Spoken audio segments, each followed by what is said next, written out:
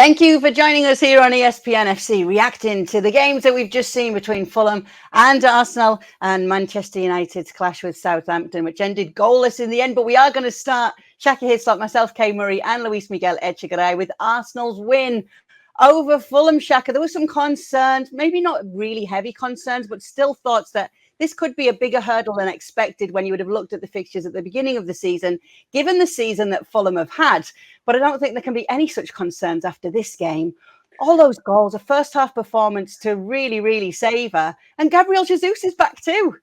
Yeah, I mean, everything just came together so perfectly well for Arsenal. And as you recall, Kay, Stevie and I had a little bit of an exchange about Arsenal and that result against Southampton and conceding two early goals, or Bournemouth, excuse me, conceding two early goals and what that might mean for them.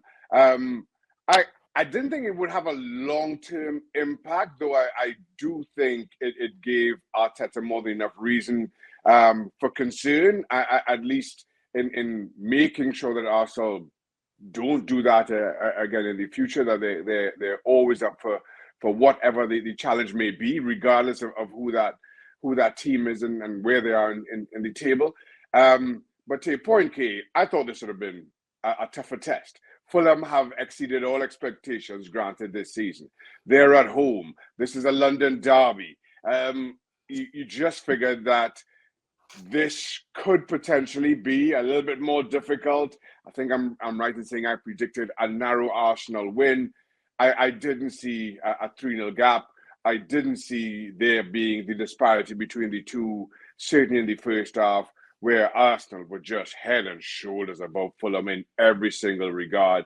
The fact that they kind of took the foot off the gas and protected that clean sheet in the second half and didn't add to the tally, I think maybe didn't even paint as clear a picture as to how good Arsenal were, how much better Arsenal were than Fulham in the first half.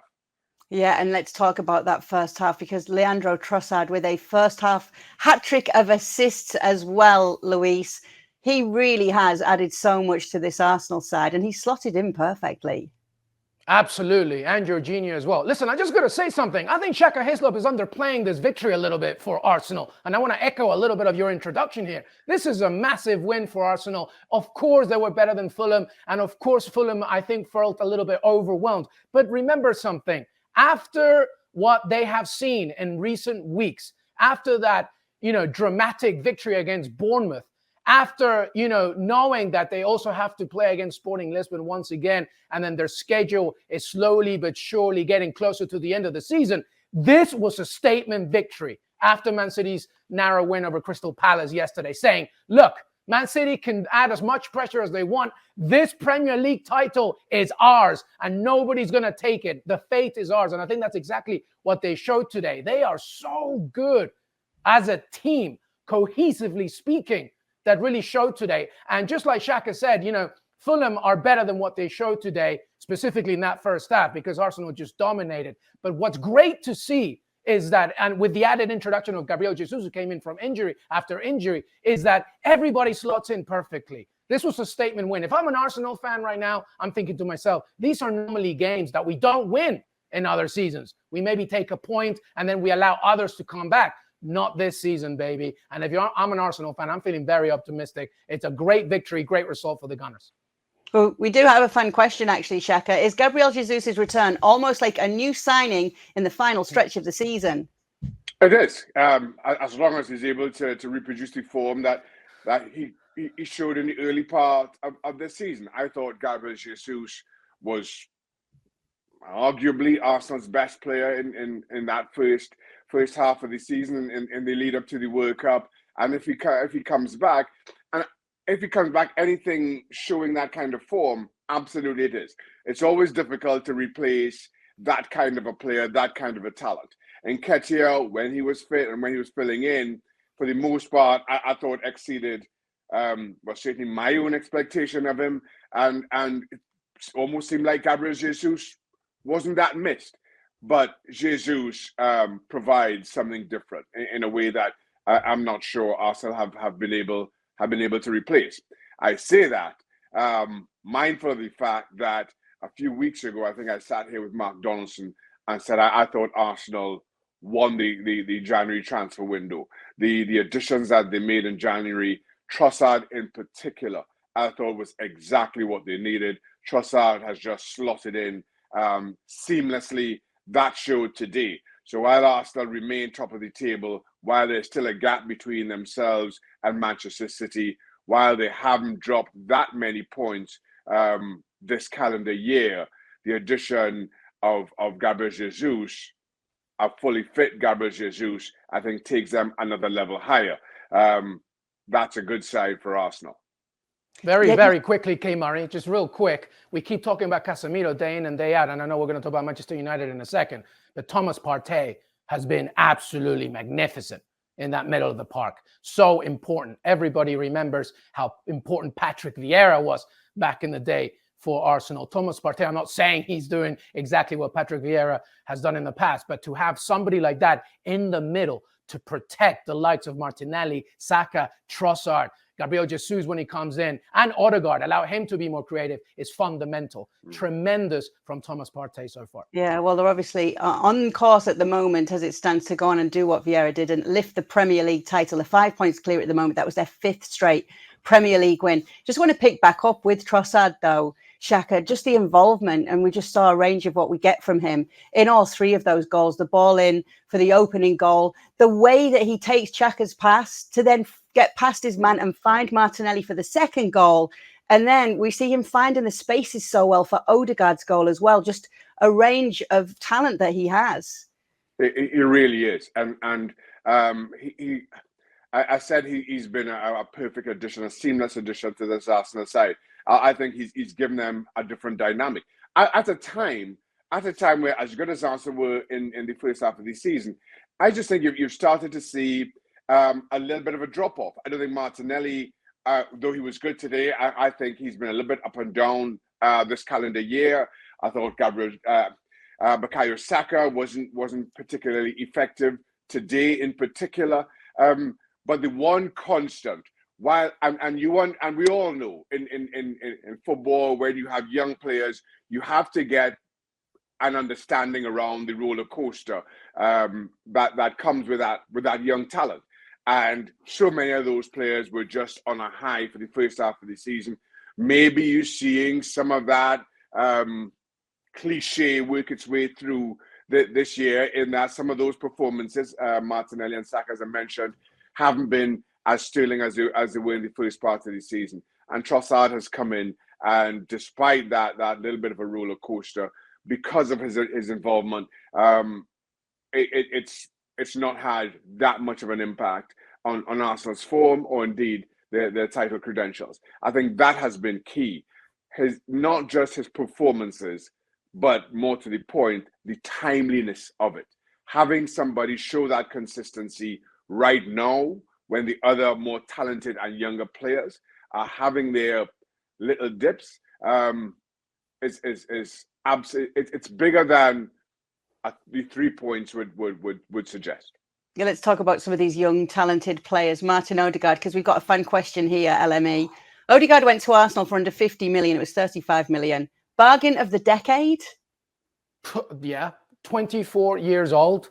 He is, I think, Roberto Olave, who's the director of Real Sociedad, probably should take some of the credit here, because he was the one that, really picked him out when he was struggling at Real Madrid and sent him there. But absolutely, Martin Odegaard is just fantastic. We kept going on about how we're going to miss Mohamed Salah and Erling Haaland at the World Cup. I really miss Martin Odegaard. He is just such an architect. Everything goes through him, and his goal was beautiful. How he allowed to give himself some space, timed it perfectly. He's been majestic. And because he's 24, Arsenal are going to be able to enjoy the riches of his talents for years and years to come. Tremendous player, tremendous midfielder, fantastic stuff from Arsenal to get him from Real Sociedad. Saw some lovely feet from him on the goal as well, didn't we, Shaka? Yeah, I mean, LME's right. I mean, what a player. What a player he continues to prove himself to be. The only issue, I'm not sure this really qualifies as an issue, is Odegaard has been around so long that you kind of forget he's, 24? Yeah, totally. 100%. Right, I'm thinking, man, Odegaard, if you could if he could keep this up for a couple of years into his 30s. He's got 2 years left. He's so old, right? Exactly, right? I'm like, oh, man, if he could do this through his 30s. He's 24. I keep having to remind myself. So, Yeah. again, I say that, I say that tongue-in-cheek. I don't mean it as a negative, of course. He just has a feel, both in when you think about him and given how long we've been talking about Martin Odegaard and his presence on the pitch, that he's an older player. And that, as Elami put, is a really good thing when we're talking about a 24-year-old. Yeah, it's crazy. One quick thing, Obviously, on Arteta. but you obviously do, Luis. We've heard about him for so long because he was marked as one of those wonder kids at such a young age when the link with Real Madrid happened, and obviously then came so young. Yeah, just the only added bonus that I wanted to say was that because he's working under Miguel Arteta, who kind of played like him, right? That he saw the pitch entirely, vision-like centric midfielder. It's a great mentor to have for Martin Odegaard as well. But yeah, Shaka's spot on. I mean, sometimes he acts like he's 30 years old and, he's only got like 4 years left and stuff. But he's 24, Murray, 24. Yeah. I know, he probably feels like he is 30 years old at this point. He's definitely got probably more stories than most 30-year-olds have to tell. Let's unpack some of the stats, guys. I think it's 26 first-half goals in 27 games for Arsenal right now. Only City, who've scored 32 in the first half, have more in the Premier League this season. What does that tell us about them coming out but firing on all cylinders, Shaka? It says that Arsenal know exactly who they are. As a team, they know their identity, they know their strengths. And I'll go back to what I said about Arsenal and that first half performance. I thought they were simply outstanding. And it could and should have been so much more. But it also shows a little sign of a maturity, maybe because of midweek European action and how that they have to manage minutes and manage legs. I question Bukayo Saka playing 90 minutes against Sporting and maybe how that impacted his own performance today. But you come out, and this is something that I think Stevie Nicol in particular articulates so well.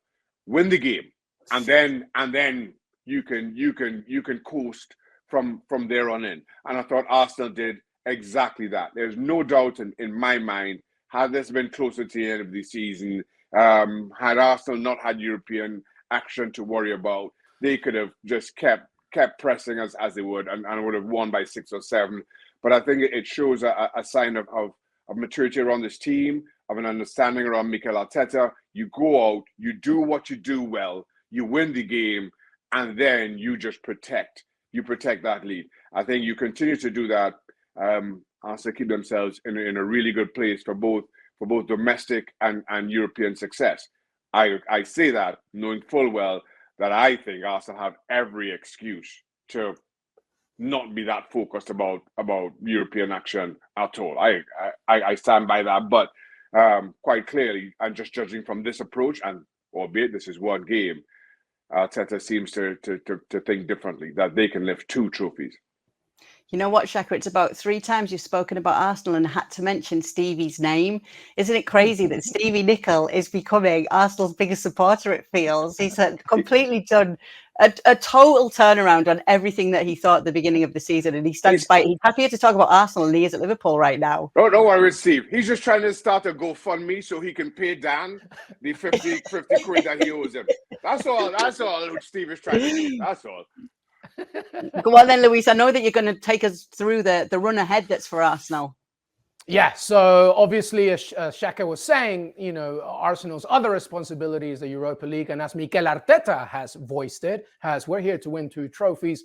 And obviously, he's taking it week in and week out. But the remaining schedule, at least for the foreseeable future, is obviously they host Sporting Lisbon for the Europa League. And then Palace away, Leeds at home, Liverpool away, West Ham away, Southampton away, Man City away, of course, that vital match indeed of the top 2, and then Chelsea at home. And given Graham Potter's recent luck and fortune in figuring out his deep Chelsea side, I'm sure that fixture is going to be difficult. But we did have a question here as well, everybody. Let's say, from a fan, let's say Man City and Arsenal win out every game until their match, and then City then beat them. Will Arsenal still hold on to win the Premier League. Well, there's a 2-point gap there, Shaka. So you would obviously true the one that we just read out, because obviously that involves teams that are dying to get out of the relegation battle, which is literally a 6-point differential between 9 teams, and then the likes of Chelsea and Liverpool. It's going to be tough, including a Europa League match. It will be. Of course, it takes a lot. I don't think either City or Arsenal go 100% between now and the time that they meet. But for the sake of this question, for that hypothetical, let's say they do, and let's say that City do win, that would close the gap to what, 2 points? 2 points. I don't think Arsenal stumble after that. I think if that's the only game that Arsenal loses between now and then, I think they still see this through. They understand what's at stake. They understand the pressure. They understand how to manage games a whole lot better than the Arsenal team of 12 months ago. And I've spoken about them. I've spoken about how I felt the pressure towards the end of the season cost them a top 4 place. I think they've learned from that. I think they've added to that. I think they handle both pressure and games. Their in-game management is a whole lot better than the team of 12 months ago. So I would still bank on Arsenal, despite that gap being 2 points at that point. Yeah, Kay, I'm with Shaka here. I'm not much more to add. I think that despite of what happens at the Etihad, I still see Arsenal picking themselves up regardless of that outcome and continuing on. I just think that Miguel Arteta, this squad, they know who they are. They know the job at hand, and they're not seeing this as a massive mountain. Muhammad Ali has a great quote, which is, the big obstacle is not a massive mountain. It's a pebble in your shoe. So you just got to make sure that every pebble in the shoe, meaning every fixture, just has to be dealt with. Thank you very much for watching ESPN FC on YouTube. For more highlights, analysis, and exclusive content, be sure to subscribe.